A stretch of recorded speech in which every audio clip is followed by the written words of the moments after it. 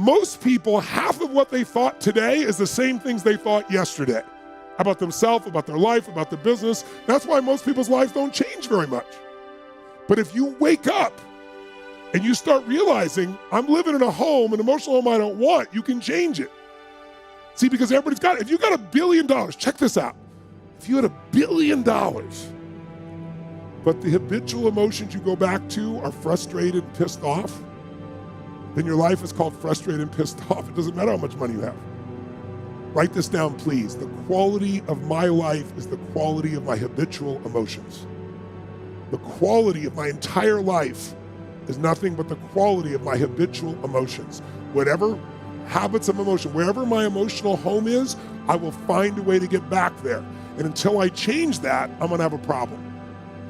How many of you see people in some part of the world, in my country, for example, you'll see this in the middle of America where there's certain places that have cyclones all the time.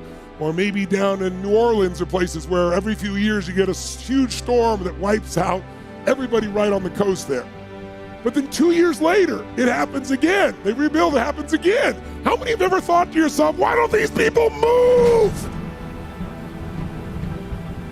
And why don't they move, guys? Because it's what they're conditioned. They call that home. I don't want to leave my home, it's what I know.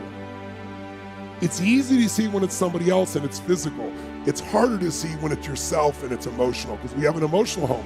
Some of you grew up in a really tough environment. I did too. Pretty brutal environment.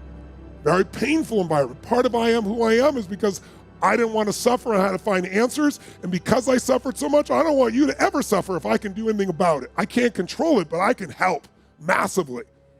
But it's only because I suffered so much, I don't want anybody else to. But think about it. Most people suffer even when they're successful. Listen, if you're successful and you're not fulfilled, that's the ultimate failure. If you got people that love you and you're not feeling joyous and alive, something's wrong. And you know what it is? You got an old home you're used to. Maybe the home you're used to is not a very happy home. It's a home of worry, a home of frustration, a home of anger, a home of feeling everything's unjust. And so you find a way to get back home using whatever the environment you can use. How many of you know somebody who's always pissed off about something? How many of you know somebody who is always worried?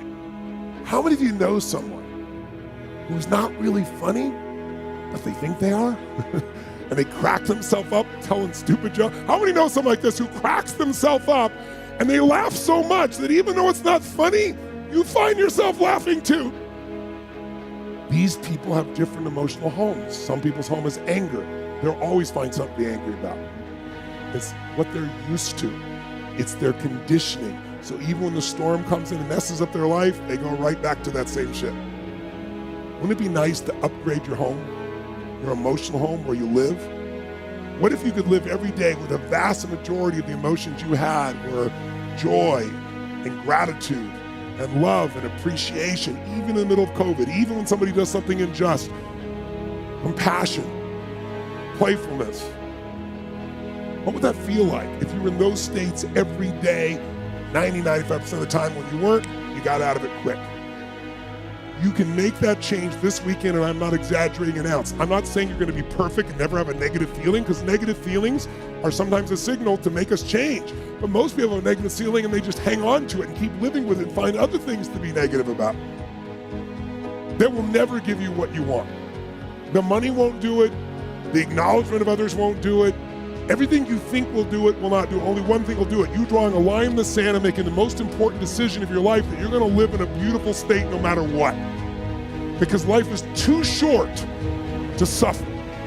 We have a choice. Listen to me. Pain is sometimes part of life, but suffering is a choice. But for most of us, not a choice, because we have the habit of suffering, being stressed, being worried, being frustrated, being pissed off.